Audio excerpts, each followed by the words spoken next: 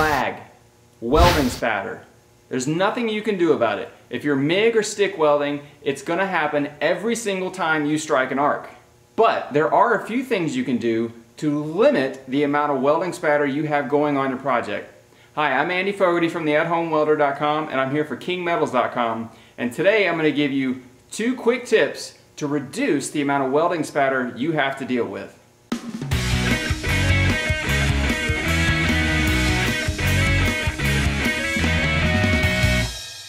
Alright, so if you've noticed that you're having a little more spatter than most people have to deal with, or that you feel like you should have to deal with, then there's 2 quick things that you can do to eliminate a good bit of that. Now the first simple tip is just taking a look at your wire speed.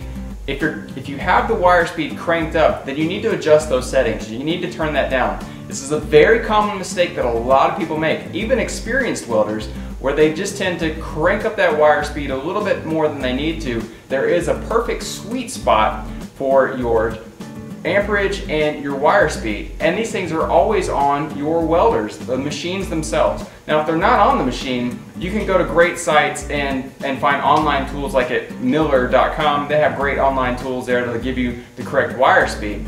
But most machines have these things written on the inside of the door panel, and those charts will give you the settings depending on the type and thickness of metal you're using, the gas that you're running, the thickness of wire that you're using, all those things. It'll give you the perfect sweet settings. Now another reason you could be having a lot of excess spatter and slag on your projects is something that's called arc flow. Now arc flow occurs when you have a buildup of magnetism in the materials that you're welding on. Now this happens for a number of reasons, but the easiest way for you to combat this problem is just to move your welding clamp closer to where you are welding.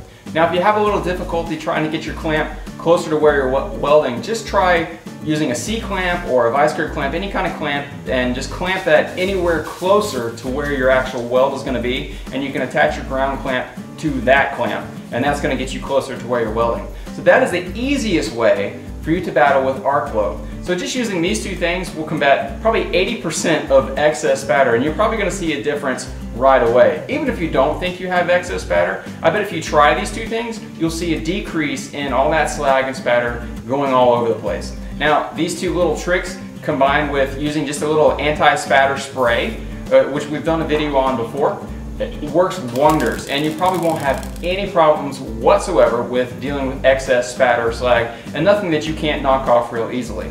Alright, so these 2 tips are going to help you keep that excess spatter and slag off your projects, so you don't have to break out the grinder and chisel and waste a little time and scratch up your projects more than you need to.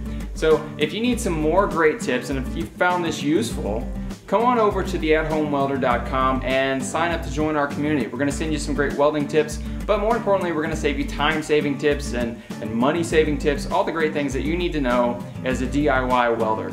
And of course, if you want to learn how to make some money on the side with welding projects, well, we're going to teach you some things like how to do that as well. So that's pretty powerful stuff there. So that's it. I'm Andy Fogarty for the AtHomeWelder.com and for KingMetals.com, and I will see you again next time.